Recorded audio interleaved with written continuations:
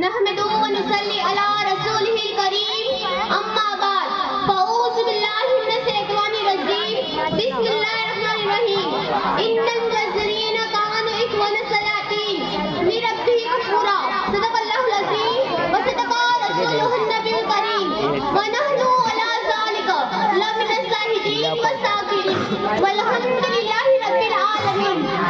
सुन्नत से दूर होने का अंजाम देखिए, सुन्नत से दूर होने का अंजाम देखिए, इतनी फुजूल खर्च है शादी विवाह में देखिए। पहले सवाब पाने को कांटे हटाते थे, पहले सवाब पाने को कांटे हटाते थे, अब डालते हैं कांटे सताने को राह में।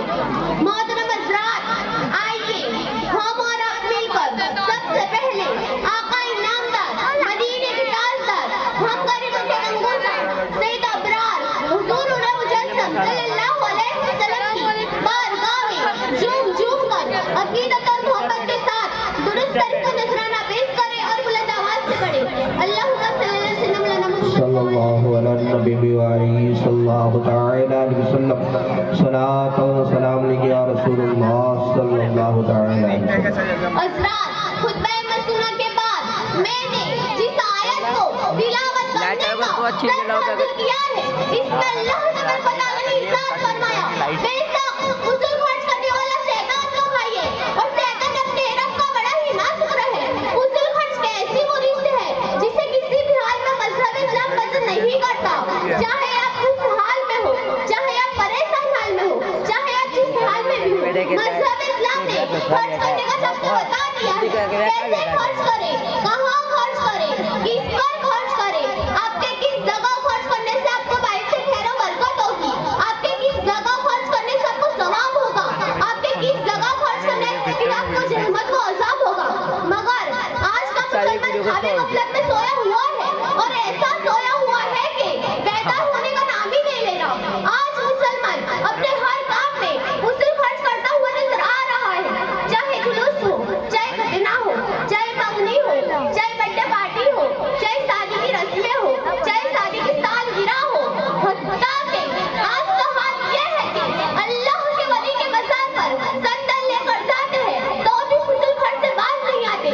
और मैं तो यहाँ तक कहती हूँ कि मंतबत पढ़ने वाले पीछे होते हैं और ढोल बजाने वाले, आतिशबाजी करने वाले, दारू खाना फोड़ने वाले आगे आगे होते हैं। जरा अपने सीने पर हाथ रखकर सोचिए, अल्लाह के वलियों को तुम्हारे इस ढोल से, तुम्हारी आतिशबाजी से, तुम्हारे इस दारू खाना फोड़ने से क्या लेना है? कोई अक्लमंद इंसान बता सकता है? ढोल बजाना सवाब का काम है, आतिशबाजी करना सवाब का काम है? हरगिज़ नहीं। हर कोई इंसान जानता है कि ये सब फुजूल खर्च है और कुरान की रोशनी में फुजूल खर्च करने वाला शैतान का भाई है। अब बताइए, इस फुजूल खर्ची से बचना चाहिए या नहीं?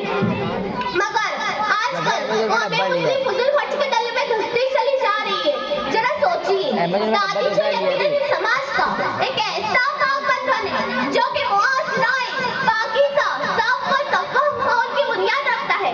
इसीलिए तो कहा गया है कि शादी को आसान बना दिया जाए ताकि समाज को जीना से नाजायज जैसी बुराइयों से पाक रखा जा सके। लेकिन आज हम ईद ईद होने वाली शादियों का जायजा लें। शादी विवाह के मौके पर बहुत से फुजूल रस्मात हमारे मुआशरा में नजर आ रहे हैं। यकीनन ये वो है जिसमें वक्त और पैसा खर्च हो रहा है।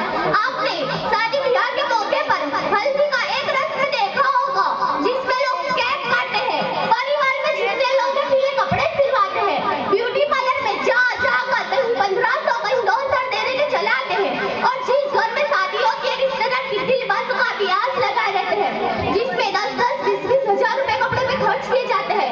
ये सब गलत रस्म है, हमारे मुआशरा को अंदर से खोखला करके रख दिया है। ना चाहते हुए भी इस गलत रस्म करने पर मजबूर है और लोगों की